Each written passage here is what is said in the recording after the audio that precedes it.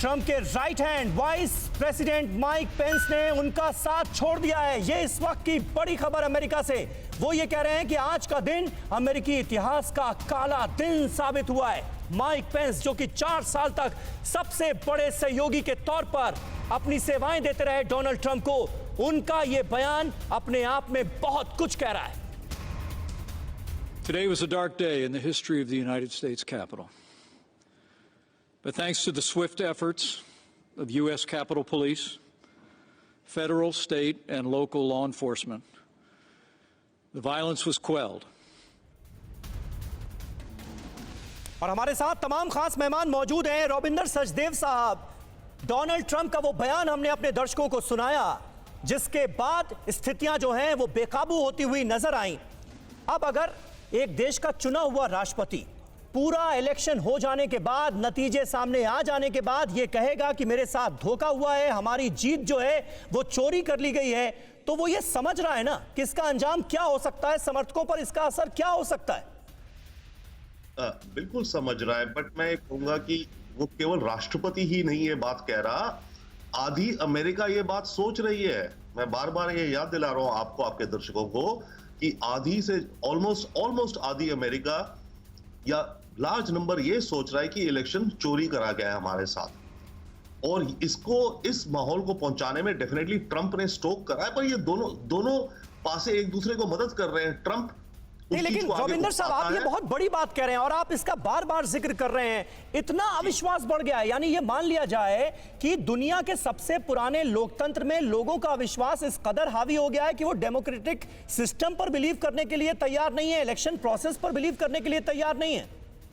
बिल्कुल, और उसको काफी हद तक उकसाने में, देखिए काफी लोग ऐसे ऑलरेडी थे, बट उस चीज को उकसाने में और इस हालात तक पहुंचाने में ट्रंप, और केवल ट्रंप का नहीं, अभी आप माइक पेंस की बात कर रहे हैं कि माइक पेंस ट्रंप से अलग हो गए। कहां अलग हो गए हैं? इन्हीं लोगों ने तो आज की तारीख में अमेरिका और ट्रंप को वहां पहुंचाया जहां ट्रंप है। ये ना, हम कह रहे हैं कि उनकी cabinet, by the way cabinet सोच रही है कि इंपीच करेगी, शायद करे, व्हाटएवर, बट इन्हीं लोगों ने तो ट्रंप को आज की तारीख में पहुंचाया जहां ट्रंप है।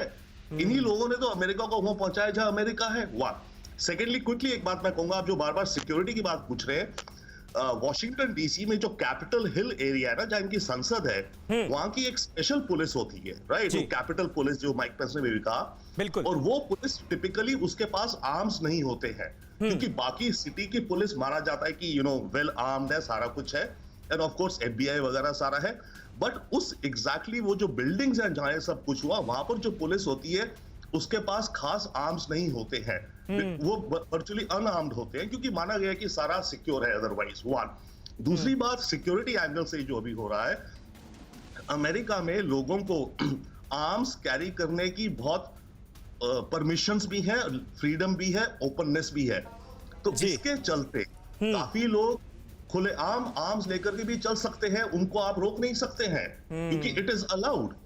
ओके, तो डेफिनेटली इंटेलिजेंस फेलियर हुआ है, पर बात है कि अगर आपको आर्म्स कैरी करना अलाउड है, बिल्कुल, बिल्कुल, 1 लाख बंदे इकट्ठे हो जाए असला लेकर के, आप उन्हें मना बिल्कुल। नहीं कर जो सकते। बात आप कह रहे हैं रविंदर साहब, उस पर पीके मिश्रा साहब भी ऐड करना चाह रहे हैं कुछ, लेकिन उनके पास मैं जाऊं उससे पहले एक ब्रेकिंग न्यूज करुणा आपको बताएंगे, फिर मैं आपके पास आता हूं। मिश्रा जी। समीर, बहुत बड़ी खबर इस हिंसा के बाद आ रही है। अमेरिका में इस हिंसा पर अमेरिका के जो प्रेसिडेंट इलेक्ट हैं, यानी कि जो बाइडेन, उनकी तरफ से पहला रिएक्शन, बड़ी बात सामने आई है।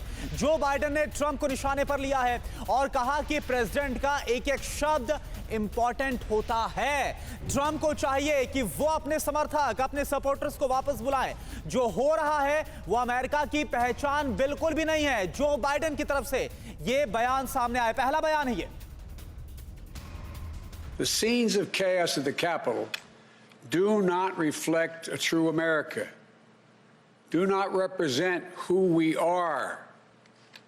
What we're seeing are a small number of extremists dedicated to lawlessness. This is not dissent, it's disorder, it's chaos, it borders on sedition, and it must end now. I call on this mob to pull back and allow the work of democracy to go forward. The words of a president matter, no matter how good or bad that president is. At their best, the words of a president can inspire. At their worst, they can incite.